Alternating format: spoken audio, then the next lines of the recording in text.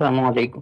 وعلیکم السلام۔ ہاں جی، میرا سوال یہ ہے کہ آپ نے بارہا کہا ہے کہ جمعہ کا ممبر مسلمانوں کے حکمران کے لیے خاص ہے۔ میرا یہ سوال ہے کہ اگر کسی جگہ پہ اگر کوئی خاتون مسلمانوں کی حکمران ہے تو کیا اس پر بھی یہ فرض ہے یا ضروری ہے کہ وہی نماز پڑھائے، یا وہ مسلمانوں کی تہذیبی روایت کا خیال کرتے ہوئے خود نماز نہ پڑھا کر کسی مرد کو اپنی جگہ امام مقرر کرے؟ مردوں کے لیے بھی یہ لازم نہیں کیا گیا کہ وہ خود ہی پڑھائیں، بہتر ہے ان کے لیے، مثالی صورت یہی ہے، ورنہ حکمران کسی کو مقرر کر سکتے ہیں۔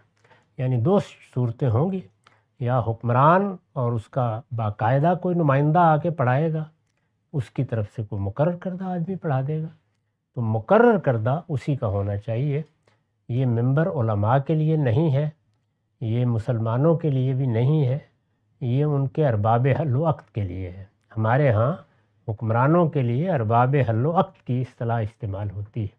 ان کی ذمہ داری ہے کہ وہ عیدین کا خطبہ دیں، ان کی ذمہ داری ہے کہ وہ جمعہ کا خطبہ دیں، نماز پڑھائیں، ان کی ذمہ داری ہے کہ وہ حج کا خطبہ دیں اور نماز پڑھائیں۔ ان کے مقرر کردہ آدمی کی بھی وہی حیثیت ہے، وہ چاہیں تو کسی عالم کو مقرر کر دیں، چاہیں تو کسی عام آدمی کو مقرر کر دیں، اور اس میں کوئی علم کی بھی اس طرح کی ضرورت نہیں ہوتی۔ یعنی وہ عام تذکیر و نصیحت کا ممبر ہے، اس میں مدارس فکر نے اپنا نقطہ نظر نہیں بیان کرنا ہوتا، وہاں علمی چیزیں بھی زیر بحث نہیں آنی چاہیے۔ اللہ تعالیٰ نے خود بتا دیا ہے کہ وہ ذکر اللہ کے لیے ہے، فَاسْعَوْا إِلَىٰ ذِكْرِ اللَّهِ، یعنی اللہ کو یاد دلایا جائے، لوگوں کی اخلاقی تربیت کی جائے، مختصر طریقے پر توجہ دلائی جائے اور نماز پڑھا دی جائے، تو یہی صحیح طریقہ ہے۔